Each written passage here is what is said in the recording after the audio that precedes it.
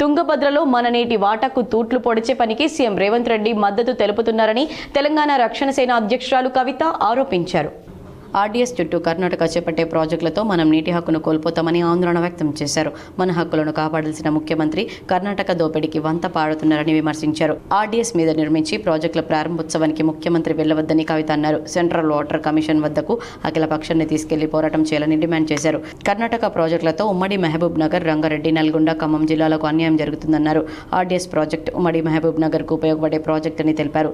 ఇందులో మనకు 16 టీఎంసీల వాటా ఉంటే ఉమ్మడి రాష్ట్రంలో గానీ తెలంగాణ వచ్చిన తర్వాత గానీ 6 టీఎంసీల కన్నా ఎక్కువ వాడుకోలేదని విమర్శించారు.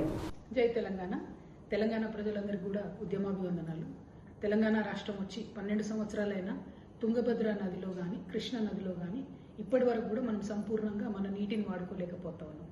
వాస్తవానికి తుంగభద్ర నది మీద ఏదైతే ఆర్డీఎస్ ప్రాజెక్టు ఉంటుందో అది నడిగడ్డను బతికించాల్సినటువంటి ప్రాజెక్టు, ఉమ్మడి మహబూబ్నగర్ జిల్లాకు సహాయం చేయాల్సిన ప్రాజెక్టు, మనకు తెలంగాణకు 16 టీఎంసీలు ఇచ్చేటటువంటి ప్రాజెక్టు.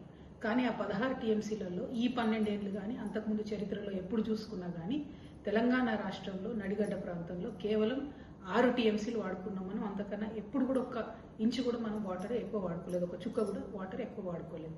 మరి ఇటువంటి క్లిష్ట సమయంలో ఆర్డీఎస్ చుట్టుపక్కల ఉన్నటువంటి